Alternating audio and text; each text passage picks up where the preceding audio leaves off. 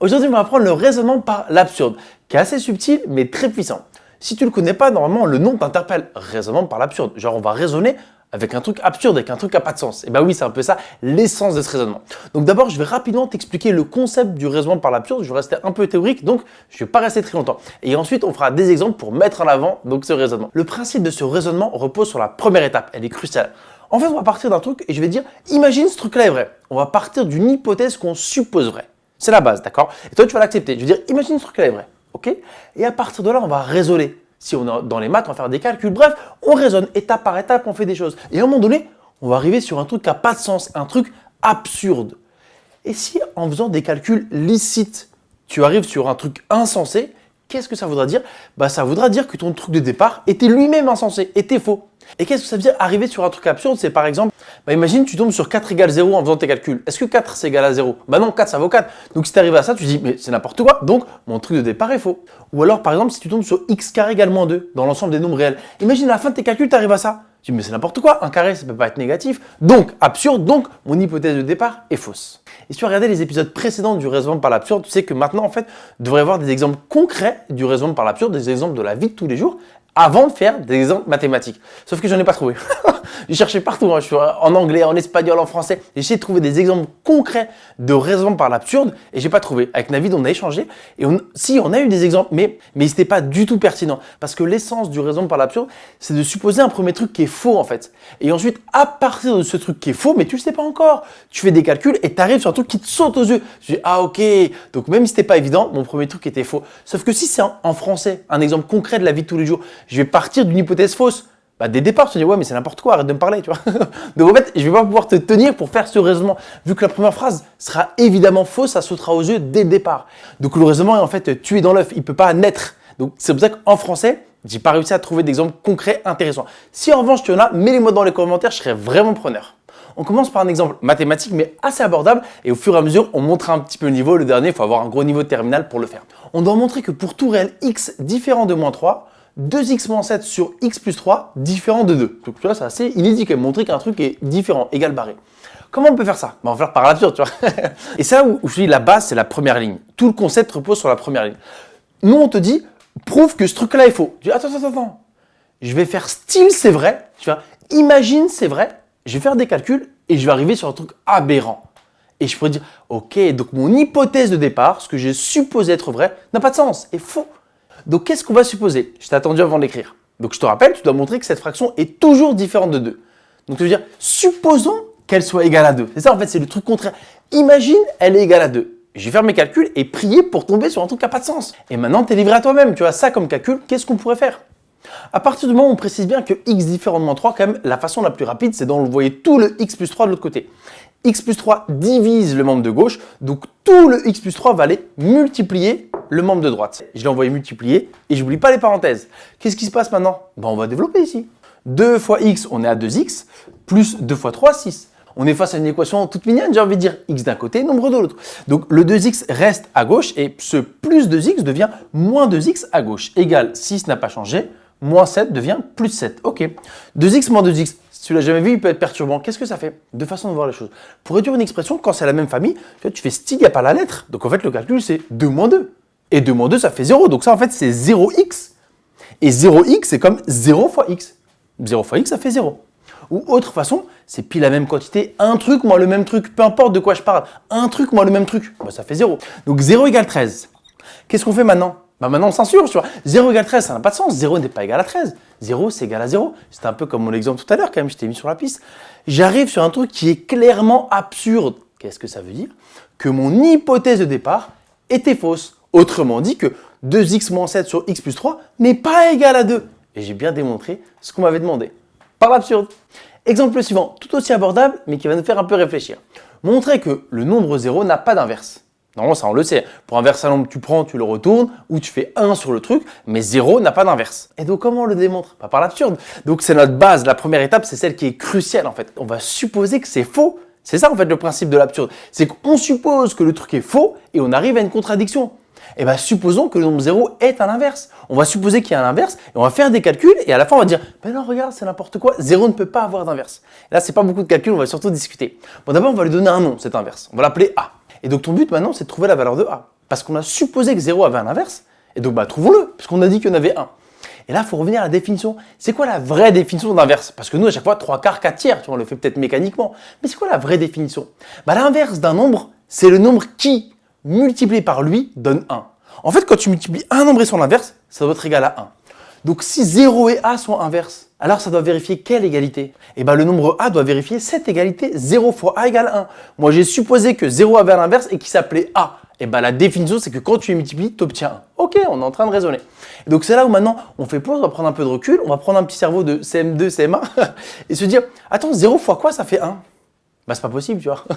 N'importe quel nombre multiplié par 0 donne toujours 0. Je cherche un nombre qui multiplie par 0 me donne autre chose que 0. Il n'y en a pas. 0 fois un nombre, ça donne toujours 0. Et c'est vrai que je te dis, là, ça va pas vraiment être des calculs, mais on va discuter un peu. Je ne sais pas si je t'ai convaincu ou pas, mais en tout cas, c'est ça la démarche. Et donc maintenant, la question que je te pose, c'est que peux-tu trouver une valeur de a qui satisfait cette égalité? Non, il n'en existe pas. Donc aucune valeur de a ne convient. On arrive sur un truc aberrant, sur une égalité qui sera jamais vraie. Même 0 fois 0, ça fait 0, ça fait pas 1. Donc comme on arrive sur un truc insoluble, finalement, c'est que notre hypothèse de départ est erronée. On a supposé que 0 avait un inverse, et donc faux, le nombre 0 n'a pas d'inverse. On l'a démontré par l'absurde. Exemple suivant, le niveau monte, mais il devrait te plaire parce que j'ai fait pas mal de vidéos qui traitent de l'arithmétique, de terminale, voire de première année à la fac, et les retours étaient pas mauvais. Donc j'espère que je vais encore réussir à te satisfaire. Montrer que quelle que soit la valeur de n dans n, donc quel que soit le nombre entier naturel n, racine de n carré plus 14 n'est jamais un nombre entier. On va prendre quelques instants pour comprendre et de voir pourquoi le raisonnement par l'absurde est assez puissant ici. En fait, racine d'un truc peut arriver sur un nombre entier si dans la racine, il y a un carré parfait du style 25, du style 144, d'accord? Donc, racine de quelque chose pourrait fonctionner. Donc là, en fait, regarde, n carré plus 14, qui te dit qu'à un moment donné ou un autre, tu vas pas tomber sur un carré parfait, même s'il est grand, genre 576, enfin bref, un gros nom, qui fait que quand tu lui mets la racine, ça tombe sur un entier. Donc, il faudrait se dire, n carré plus 14 ne doit jamais être égal à, on va dire, x carré, le carré de quelqu'un. Et donc, pour que n carré plus 14 soit égal au carré de quelqu'un, il faudrait que n carré soit 14 en dessous d'un carré parfait. Comme ça, quand tu fais plus 14, tac, il arrive à 144 par exemple. Mais c'est assez compliqué à faire. Enfin, tu vois, t'imagines? Il faudrait qu'il y ait 14 d'écart entre deux carrés. Ah tiens, dit comme ça, peut-être qu'on peut plus montrer que ça ne marche pas. Enfin voilà, j'ai pris ces 2 minutes pour te montrer que le chemin naturel est semé d'embûches. C'est vraiment compliqué de montrer que ça ne peut pas être un carré parfait. Même si je te promets, là, ça vient de sortir en live le raisonnement, je me rends compte que c'est peut-être pas si compliqué parce que 14 d'écart entre deux carrés, très vite, tu te rends compte que c'est pas possible. Entre 23 au carré et 24 au carré, il y a quand même beaucoup d'écart. Il ne peut pas y avoir que 14. Donc, il faudrait juste montrer que ça ne marche pas pour les premières valeurs et ensuite dire que, au bout d'un moment, 14 c'est trop faible. Voilà, petite parenthèse pour ceux qui m'ont suivi. Sinon, on part dans le raisonnement par l'absurde. La clé est donc la première étape. On me dit, montre que c'est jamais un entier. Je dis, ah ouais? Supposons que c'est un entier. Tu vois, c'est ça, en fait, tu prends le contraire, tu prends le contre-pied, mais dans les calculs, à la fin, tu arrives à un non-sens. Tu dis, ah ouais, mais c'est n'importe quoi. Donc, forcément, ce que j'ai pris pour vrai ne l'est pas. Et donc, j'ai démontré ce qu'on me demandait. Ça, c'est encore une fois la structure. Et là, un peu comme tout à l'heure, maintenant que tu as posé la première pierre, tu es un peu livré à toi-même. Qu'est-ce qu'on pourrait faire? On va essayer de transformer en mode mathématique ce qu'on a dit en français. Traduction mathématique de cette phrase, cette racine est un entier, ça veut dire qu'il existe un entier k tel que cette racine soit égale à k. Pourquoi appartient à n et pas dans z? Parce que racine d'un truc, si elle existe, est positive. Donc je prends dans n. Mais d'ailleurs, ça marchait aussi si n était dans z. Mais je l'ai pris pour n pour aller un peu plus vite. Ok, une fois qu'on est là, fais parler tes réflexes. Qu'est-ce qu'on va faire? On va élever tout le monde au carré. Comme ça, cette racine bien moche va disparaître. Donc, en élevant au carré à gauche, la racine disparaît et le k devient k au carré une fois qu'on a mis au carré. Maintenant, qu'est-ce qu'on peut faire? Ça, en fait, c'est des équations qu'on résout pas mal quand on fait de l'arithmétique. Et en fait, c'est pas hyper compliqué, même si elle a l'air. Pourquoi? Parce que n et k, ce sont des entiers. Donc, tu vois, tu vas pas tester tous les cas comme 2,48, etc. Il n'y a pas 15 000 possibilités. Et il y a une certaine façon de les traiter. Ton rêve, quand tu as une équation comme ça avec des entiers, c'est de te ramener à une multiplication qui est égale à un autre nombre. Imagine si tu multiplies a fois b des entiers, tu arrives à 35. Il y a quoi comme possibilité? Il n'y en a pas 15 000, il y a 1 fois 35, 35 fois 1, 5 fois 7, 7 fois 5. Tu vois, c'est ça la clé de ces équations avec des entiers. C'est souvent te ramener à une multiplication parce qu'ensuite, on va justement faire la disjonction de k, on va distinguer les k et il n'y en aura pas tant que ça. Et ici, comment faire? En fait, il fallait que tu vois qu'il y ait deux équipes. Première équipe, les carrés. Deuxième équipe, le nombre. Donc, une fois qu'on a rapatrié le k au carré à gauche et plus 14 est devenu moins 14, ici, tes yeux ont remarqué, identité remarquable, a carré moins b carré, ce qui nous donne a moins b facteur de a plus b. Donc ici, n moins k fois n plus k égale moins 14. Et là, on est un peu comme dans le cas que j'ai passé, j'ai une multiplication égale à moins 14. Bah encore une fois, il n'y a pas 15 000 possibilités.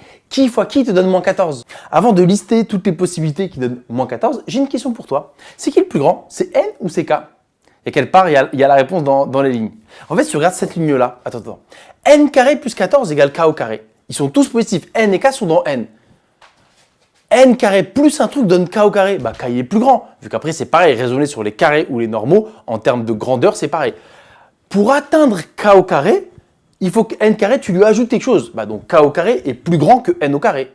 Donc, k est plus grand que n. Parce qu'ils sont tous positifs. Donc là, on vient de statuer que le nombre k est plus grand que le nombre n. Donc, qu'est-ce que ça veut dire ici pour mes facteurs? Tu vois, c'est un peu intéressant. N moins k, qu'est-ce qu'on peut en dire? Bah, c'est un nombre négatif. Attends, k est plus grand que n, donc genre 3 moins 7, tu vois. Si à droite, c'est plus grand que la gauche, bah, c'est que le nombre est négatif. Ok. Et ce facteur-là, il est de quel signe? Bah, là, il n'y a même pas besoin de savoir qui est plus grand.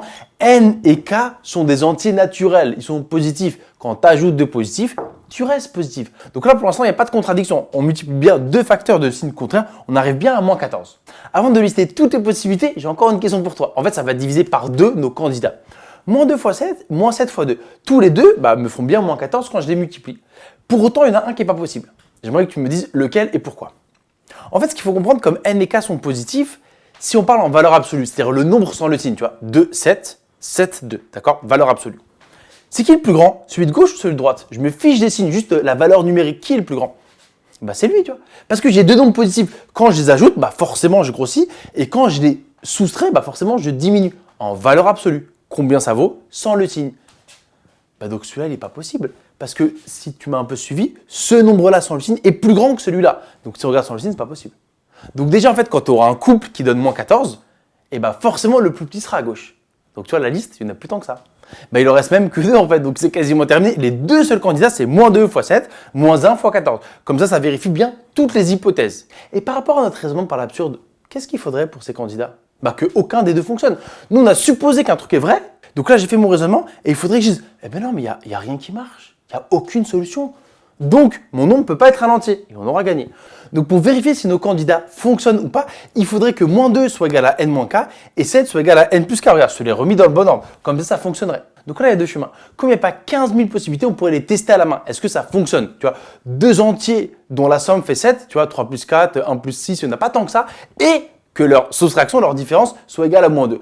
Possibilité numéro 1. L'autre méthode, c'est avec un système en fait. On veut absolument que n-k soit égal à 2 et en même temps que n plus k soit égal à 7. Parce que si on arrive à trouver le couple nk qui fonctionne, c'est bon. On pourra dire que c'est égal à moins 14 et donc que ma racine est bien un nombre entier. Mais a priori non, parce que normalement ça doit être faux. Ok. Bon, comment on fait ce système? Là, en un coup d'œil, j'espère, tu vois que mais si j'ajoute les deux lignes, qu'est-ce qui se passe? Les k ils disparaissent. N plus n, ça fait 2n. Moins k plus k, 0. Et ensuite, à droite, on n'oublie pas, moins 2 plus 7, ça fait 5. Il fallait voir qu'il fallait ajouter les deux lignes. Donc, ça veut dire que n égale combien? 5 sur 2. 5 demi, ce qui fait 2,5. Ah ok, donc la solution du système, n égale 2,5. Non, pas possible. Pourquoi? Parce que n est un nombre entier. Donc, attends, la solution de ce système, c'est 2,5, mais n est un nombre entier. Donc, c'est pas possible. Donc, ce système n'admet pas de solution, tu vois. Une absurdité dans l'absurdité, tu vois.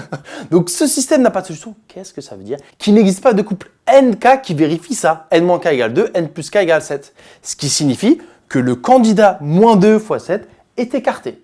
Il en reste qu'un seul. Il reste moins 1 fois 14. Est-ce que moins 1 fois 14 fonctionne?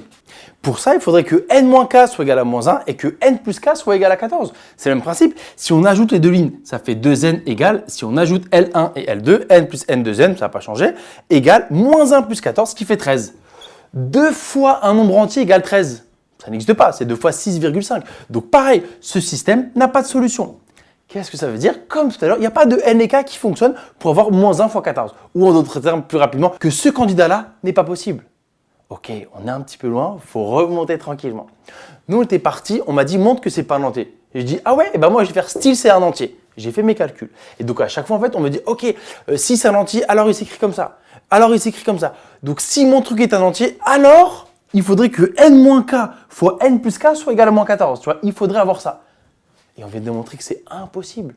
C'est impossible d'avoir un n et un k qui vérifient ça. n-k fois n plus k égale moins 14. Il n'y en a pas. Il n'y avait que deux candidats et on les a écartés en allant au bout des calculs. On arrive sur une absurdité, sur un truc qui n'est pas possible. Ça veut dire quoi? Que mon hypothèse de départ est fausse. Autrement dit que n carré plus 14, le tout sous racine, n'est pas un nombre entier. Et ce, pour tout n. Dernier exemple, avec des suites. On n'en fait pas souvent, donc profites-en. Donc voici une suite définie par un plus 1 égale un plus exponentielle de moins un, et u0 égale 1, vu qu'elle est définie par récurrence, montrer que la suite ne converge pas. Donc là, il faut un niveau terminal pour le faire, et d'ailleurs, c'est une question plutôt classique au bac. Elle ne tombe pas telle qu'elle, mais c'est un savoir-faire qu'il faut maîtriser. Alors comment on veut faire ça? Par l'absurde. On me dit, montre que ça ne converge pas. Mais ça veut dire quoi converger? Parce qu'on te dit, montre que la suite ne converge pas. D'accord, sympa, mais c'est quoi converger? Converger, c'est tendre vers un nombre fini.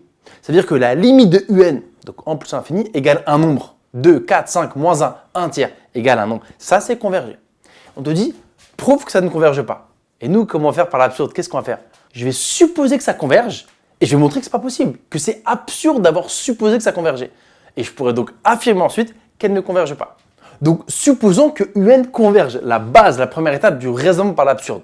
Et comme souvent, on va traduire. Si elle converge, je vais te dire que ça tend vers un nombre fini. On n'a qu'à lui donner un nom. Et généralement, on se prend par la tête comme sa limite, on l'appelle L.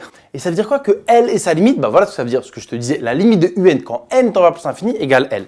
Donc maintenant qu'on a ça, on va travailler ça pour arriver à une absurdité. Et là, je vais t'amener avec moi dans la réflexion. Si un converge, c'est-à-dire tend vers un nombre. C'est-à-dire que quand n tend vers plus infini, quelque part, elle se stabilise, elle stagne vers L, vers 2 par exemple, tu vois, pour que tu aies en tête. Donc au bout d'un moment, elle s'arrête, elle stagne. Mais il y a quand même une relation qui me donne le terme suivant à chaque fois, tu vois, la suite. Donc oui, dans notre tête d'humain, elle s'arrête. Mais en réalité, tu sais, dans les nombres infinitésimaux, genre si on continue à compter, on peut quand même calculer le terme suivant. Donc nous, on estime que la limite, elle vaut 2, par exemple, elle vaut L, mais en vrai de vrai, elle continue un peu de progresser. Et la clé est là, il faut essayer de comprendre cette égalité quand on est dans le monde de la limite. Donc pour n suffisamment grand, tu vois, quand n tend vers plus l'infini, regarde, c'est écrit, on dit que un est égal à L, regarde, ça vaut sa limite. Mais que vaut un plus 1? La limite de un plus 1 vaut également L. Parce que la manière dont je te l'ai amené, c'est qu'au bout d'un moment, un se stabilise. Oui, donc que tu prennes U1 milliard ou 1 milliard 1 ou 1 milliard 2, ça vaudra à peu près la même valeur L. Et c'est ça le pour n suffisamment grand ou quand n tend vers plus infini, un jour ou l'autre, quand n est super grand, tous les termes valent à peu près la même chose. Et ce à peu près la même chose, on lui donne un nom. C'est la limite qu'on appelle L. On peut estimer que un plus 1 égale un égale L pour n suffisamment grand. Et donc regarde, dans cette égalité, on va reprendre cette égalité et remplacer par L. Et donc on doit résoudre L égale L plus exponentielle de moins L. Donc attention entre mon E et mon L. Donc en théorie, il y a un peu d'hypothèse à mettre, d'accord? Il faudrait considérer la fonction qui me permet de passer de un à un plus 1 et bien dire qu'elle est continue pour écrire cette égalité, d'accord? Mais comme d'habitude, moi je vais t'emmener dans la réflexion et que tu comprennes la logique qui se cache derrière. Ensuite, c'est pour une copie, apprends le petit texte de ton prof. Donc voilà, en fait, si ma suite un converge, et qu'on appelle L sa limite, obligé, ça doit être vrai. Essayons de résoudre cette équation-là. Ce plus L là, j'ai qu'à l'amener à gauche. Donc à gauche, je laisse L et lui, qui s'appelait plus L, devient moins L. Égale E de moins L. L moins L, ça fait 0. Donc 0 égale E de moins L. Je vais me l'écrire autrement, d'accord? On peut dire que exponentielle de moins L, L qui est un nombre réel, est égal à 0. C'est vrai que j'ai mis nulle part, mais le nombre L appartient à R. Donc si un converge, sa limite L doit vérifier sa exponentielle de moins L égale 0. Et là, il faut que tu connaisses une petite propriété sur exponentielle. Tu la connais ou pas? Une exponentielle est toujours strictement positive. E de n'importe quoi, ça ne peut pas être égal à 0. C'est toujours strictement plus, c'est pas possible. Donc en fait, cette égalité, ou plutôt cette équation, n'a pas de solution, c'est impossible. C'est comme si tu avais x carré égale moins 2. Tu me dis, non, pas possible. Un carré, ça ne peut pas être égal à moins 2. Et là, c'est pareil. Une exponentielle ne peut pas être égale à 0. S égale ensemble vide. Ça veut dire quoi? C'est-à-dire que, le seul candidat comme étant la limite ou qui permettait à un de converger n'est pas possible. Parce que j'arrive à une contradiction, un non-sens, quelque chose d'absurde. Qu'est-ce que ça veut dire? Que mon hypothèse de départ est fausse et donc que la suite un ne converge pas. Donc voilà, j'essaie de te montrer différents cas de raisonnement par l'absurde. Et là, si on n'avait pas dans la vie de tous les jours, mais essayer de commencer tranquillement pour que tu vois le concept et de choses qui étaient un peu plus lourds. En tout cas, j'espère que tu as suivi et que tu as apprécié ce raisonnement.